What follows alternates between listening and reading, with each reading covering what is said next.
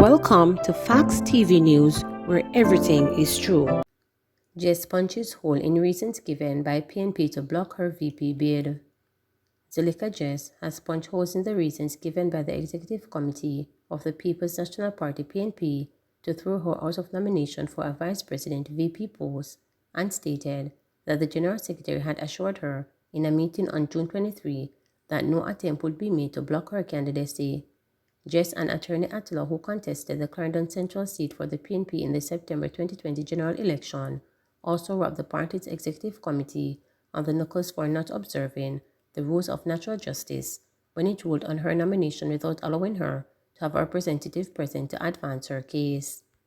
On Friday, reporters broke the story that the opposition party wanted to block Jess's nomination from one of the PNP's 4 VP posts as it wanted to avoid a contest, given that the organization is still trying to heal wounds inflicted by a divisive and unsuccessful leadership challenge to Dr. Peter Phillips by Peter Bunting in 2019.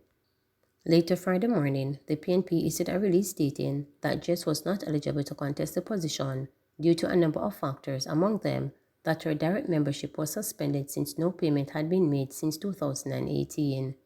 Following its Jess's statement in response, issued Saturday night. I have previously hesitated to speak publicly on this matter, as I believe that the institution of the People's National Party must be protected and preserved.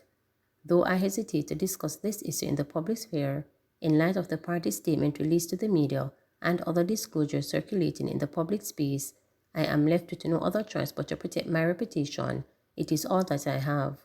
So notwithstanding my strong sense of loyalty to the movement, I am not constrained to break my silence and to speak honestly and as openly as I possibly can without jeopardizing the party that we all love and wish to safeguard. I first entered the People's National Party in the year 2016 after we lost the general election. I was convinced that this was the party that had the best interest of the people at heart and represented the best hope to move our country forward. By May 2017, I became a formal direct member of the party. I was also a member of the party through the PNPYO, where I served as legal advisor and one of their NEC reps until the year 2018, when I was appointed chairman of the constituency of Central Clarendon, an NEC rep for the constituency. I have remained a member of the National Executive Council, the highest decision-making body of the party outside of annual conference from 2017 to present date.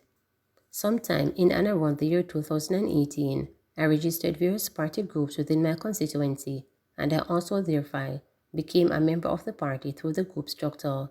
I was also at the time a member of the Patriarch since 2017. I therefore held membership with the party through several different avenues simultaneously. In light of the fact that I was now paying for all those groups, including the one for which I was a member, I formed the view that it was clearly unnecessary to continue paying the yearly subscription for my direct membership.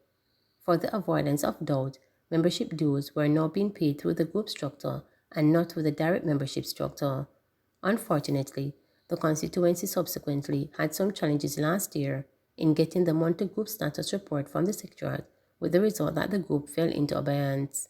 I had previously notified the Secretariat about the fact that we were not getting the usual group reports as required under our constitution. I was informed that there were some challenges with the group management software used by the Secretariat and that the constituency was not the only one that had been receiving regular monthly status report.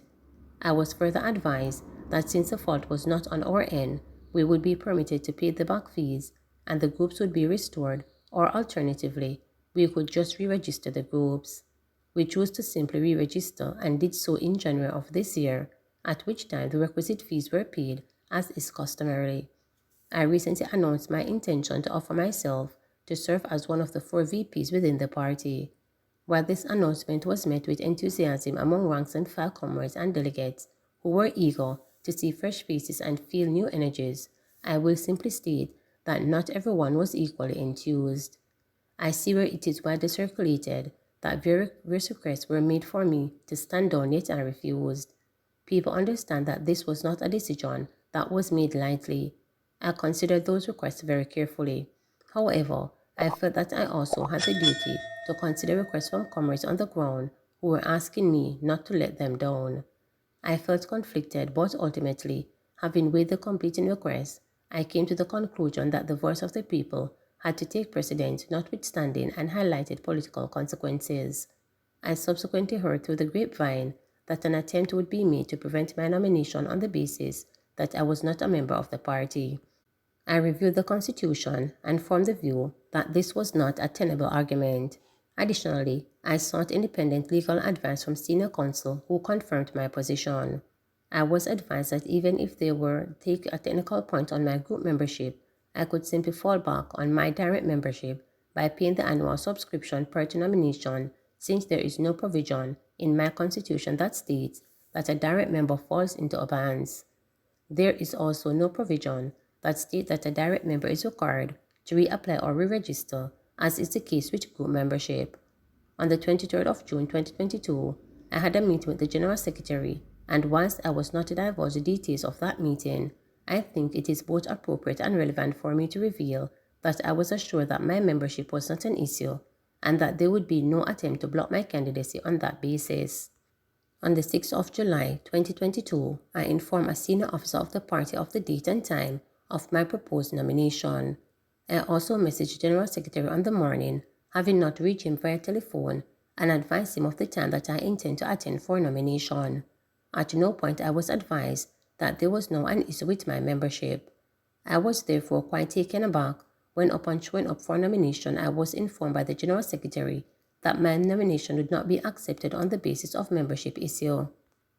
Though I find it regrettable that I was not given an opportunity to be heard, whether in writing or otherwise, or even to have a representative present to advance my case before the executive made a ruling in keeping with the rules of the natural justice, I have taken the decision that I will accept their pronouncement so that there may be finality in respect of this matter, and so that the party may focus its efforts on more pressing issues of national import. I have long formed the view that certain private international discussions should really not be disclosed publicly. It therefore causes me great angst and consternation to have to respond to this issue.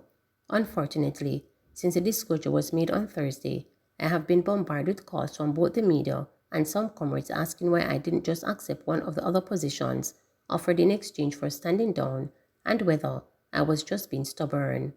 This disclosure has left persons the impression that I was unreasonable for refusing, and for that reason, I think it is only fair to explain my stance. For me, this was never simply about getting a position. For me to therefore accept a position offered in their circumstances just did not sit well with my spirit. I honestly gave it due consideration, but the more I thought about it, the more unsettling I found it, and feared that I would lose myself if I went down that road. I wish to thank every single one of you for your firm and unwavering support.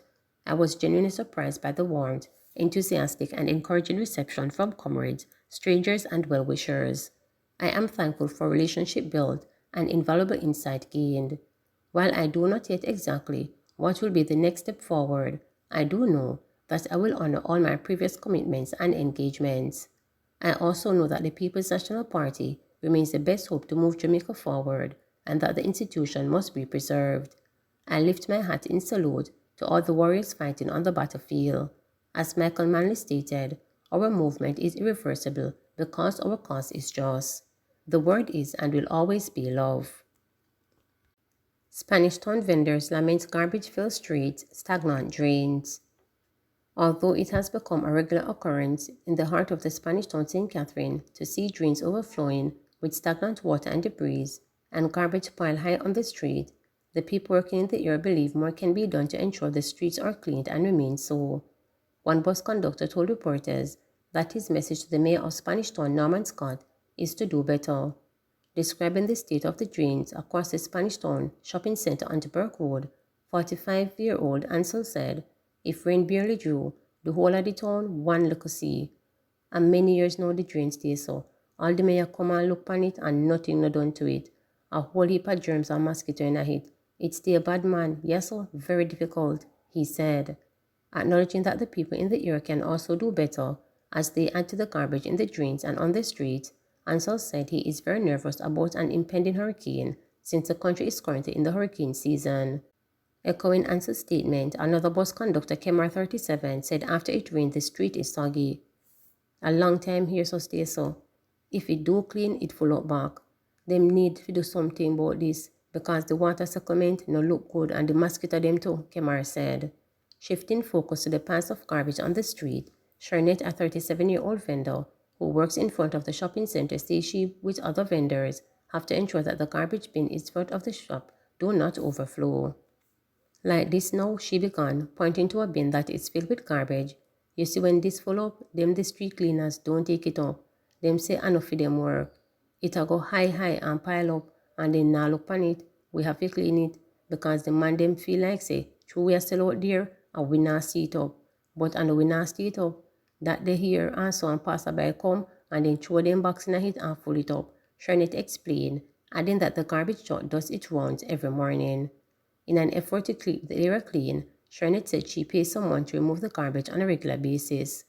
We have to give them like 2 bills or 150. And a madman there so.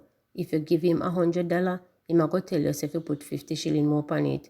It have to cost, but a food business and a whistle out here, so therefore we have to clean it up. Me have to do what me have to do, she said. At the same time, another vendor who operates alongside Sharnette, 50-year-old Sandra, while indicating a garbage bin that is filled to the brim, that the bin there is put your back on it and them street cleaner, no one take it out, and yesterday me put it in it. However, speaking on the issue, Mayor Scott told reporters that in addition to installing garbage receptacles along Burke Road and leading to Oxford Road, he ensures that the drains are cleaned on a monthly basis. I'm the only entity that cleans those drains. The last time I cleaned the drain, when there was some heavy rain in front of the plaza, it cost us $1 billion.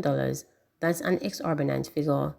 This was done about a month and a half ago, Scott confirmed, adding that he does this even though it's the duty of the National Works Agency. Noting that the drains are very old and too small to hold the volume of water during heavy rainfall, Scott said, the last time I got a costing to really reconstruct those drains, it was a huge figure. It's over $1 billion, and that was over 10 years ago, so I can imagine how much that would take us now to really reconstruct those drains. He stated that the culture of the people needs to change as well to ensure that the drains are not clogged with man-made garbage. The game is twofold game, because I'm sure when I say we can dispose of our garbage in a better manner, they'll say that if you don't look and see the receptacle full up very quickly. So they're saying there needs to be a system of removing the garbage out of those receptacles on a timely basis, and that would fall under the National Solid Waste Management Authority, Scott stated. Please remember to subscribe, like, share, and click the notification bell for daily updates.